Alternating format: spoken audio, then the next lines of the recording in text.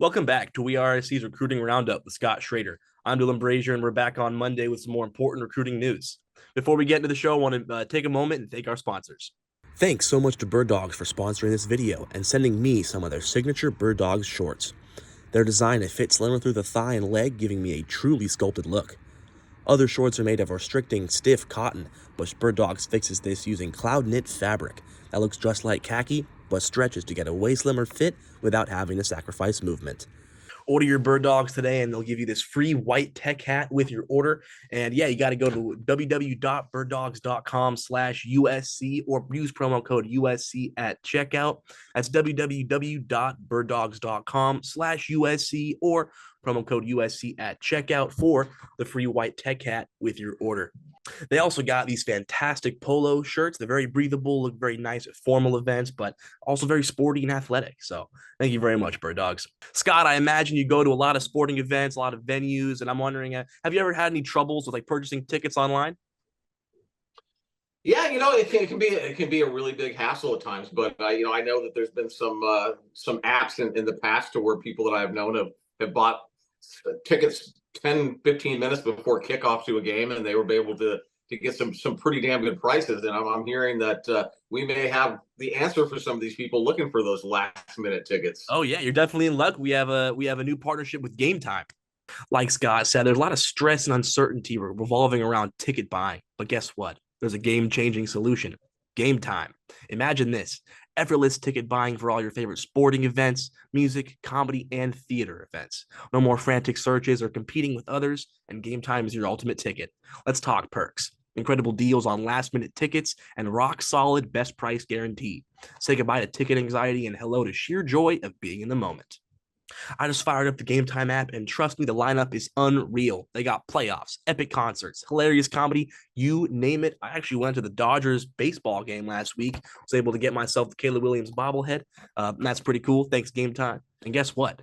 Seat view images give you a sneak peek of where you'll be sitting. It's like having a preview before the main act. Buying tickets as easy as a couple of taps on your phone.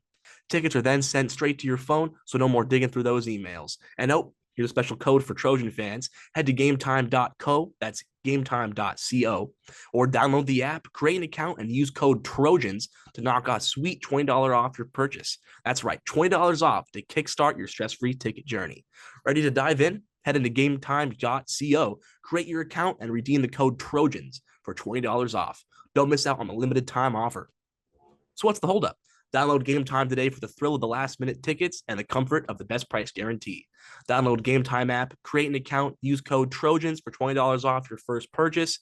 Terms apply. Again, create an account, redeem the code TROJANS for $20 off. Download Game Time today. Last-minute tickets, lowest price, guaranteed. Back to the show. So, Scott, I feel like you've been pretty busy this past week. What have you been up to?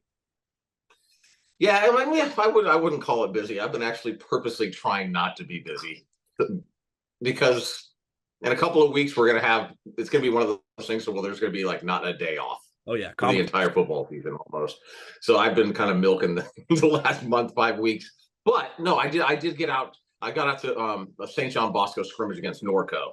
So I had my first opportunity to kind of get to see a collection of the St. John Bosco players. Typically, I'm going to practices, and I was talking to you earlier about, you go to practices and they're all in position groups. They might get together and do some 11-on-11, some 7-on-7, but I'm usually off watching individual position groups, and I miss a lot of practices. So it was kind of great to see the St. John Bosco team and just kind of take inventory on who they actually have. And I'll tell you what, St. John Bosco's got their defensive back room is insanely good.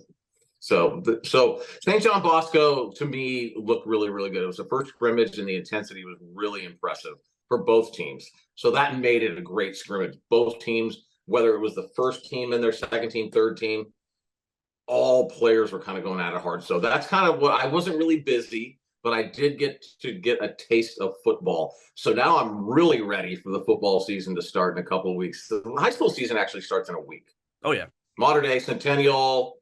St. John Bosco plays Liberty High School from Las Vegas at home. Chances are high I'm going to be probably seeing Cameron Fountain or Walter Matthews play next Friday in Atlanta. Very good. And then were you able to maybe talk to Kingston Viliamu-Asa one-on-one, or Peyton Woodyard perhaps on his flip to Alabama recently? No, with those, it's one of those things. You can talk to those guys. We talk to them all the time. Yeah. This particular day, they kind of scrambled out, and I actually did want to ask them. And I wanted to ask Kingston. I wanted to ask Peyton, and I wanted to ask Marcelles Williams, who is committed to USC. Oh yeah. And I got Marcelles. Nice. So I asked him, look, you guys had a great June and July. A lot of commitments at one time. Number 5 ranked recruiting class in the nation. I forget the number, if it was 14 commits in June. I don't know if you remember what the exact number was. About 14. Yeah. So they lost a couple. So that's kind of how I put it to them. I go, look, you guys, Dakota Fields flips to Oregon. Kingston Viliamu-Asa commits to Notre Dame over, allegedly, Ohio State. And you lost Jaylen Miller and Ty Anthony Smith to Texas A&M. I don't look at those guys in the category that I'm going to be talking about here in a second, but they have lost some guys, and they have been for a few years, some local guys. So I asked Marcelles Williams, what is USC going to have to do in order to start keeping more guys like Sellis and more guys like Kingston Viliamu-Asa and Peyton Woodyard? And he was just basically putting it this way. Fans look at USC like 11 national championships, right? And these guys, Marcellus kind of put it in real perspective. He says, I don't think I've ever seen a really great USC football team play in person. And, so that's where a lot of high school players are at right now. Couple that, I get they hired Lincoln Riley. There's no doubt in my mind about this football program right now. I had doubts the day Pete Carroll left. And, they brought in Lane Kiffin and Ed Orgeron. There was a lot of excitement. They knew they could recruit. But there truly has not been a great USC football team. If you want to talk winning a national championship, look, we're going back 18 years now. Yeah. And that's a long time. Marcellus is he's might be 18. So he was just kind of saying, the best player that Marcellus Williams saw play at USC was Adoree Jackson. Now, we're not going to take anything away from him, but, it's not like they were winning championships or anything like that. So he really put it in good perspective. I asked him what means more, winning a national championship or winning Pac-12 championship and looking like you're going to be in the conversation for a playoff spot every year, or NIL opportunities. And Sella says, players like myself, we want to win. So I think that you're looking at a season upon us to where USC is just going to have to play better defense and win. And I think that will have the biggest impact on recruiting going forward. Oh, 100% agree. And it's great to hear about Adoree Jackson. I mean, that's the reason why I have these number 2 jerseys behind me. It was Adoree Jackson. Yeah. But definitely got to go back far for, a good USC team. Possibly the 2016, they know that Rose Bowl run. But, I mean, still, with like you said in your article, T. Martin, Clay Helton, it's just you can't create a superior football team. And, we need players like Marcellus Williams to get us back there. So it's good to know that he's on our side right now. Yeah. Yeah, he's a guy that nobody at USC doesn't have to worry about. And, there's going to be a time where we're going to have to put this in perspective, too. There's a lot to be excited about with the football season starting. So I don't know why people are getting so caught up with the recruiting stuff right now, because the season is going to take care of a lot of recruiting stuff. But, USC goes out and wins and just shows these guys that the defense is vastly improved. It's going to make an enormous difference. And, go back to what I was going to say here a second ago. There's a lot of guys that are committed right now that are rock solid, and guys that USC could not have gotten the previous year, the Cameron Fountains, the Elijah Newbies, those guys, Jason Zandamela, Braylon Conley. There are guys, Brian Jackson. I mean, I don't want to, I'm going to leave out a lot of people, so I'm not going to list every commit, but there are a lot of guys that are really solid with their commitments to USC. So, and recruiting, 2 months from now, we're going to be talking about guys we're not even mentioning right now. So I just, enjoy the season right now. USC has a really strong opportunity. They'll start the season off really strong, more than likely, because the competition isn't that strong until the second half of the season. But there's going to be a whole lot of excitement coming up. You're going to have guys back at the Coliseum at games. We're going to be getting their feedback. They're going to start experiencing what it feels like to be around a program like USC that has an opportunity to go to the playoffs And all that kind of stuff breathes energy and puts off a vibe with these players to what it's something they want to be around. So that's what USC is going to have to maximize here in the upcoming 4 or 5 months. Definitely. Yeah. So watch out. I mean, it's going to speed up before you know it.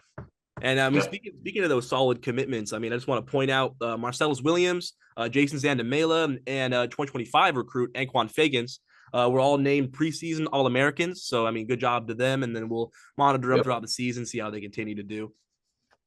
And then perfect. So we'll move on to the next topic. In case you guys didn't see, Jaylen Harvey put USC in his top 3.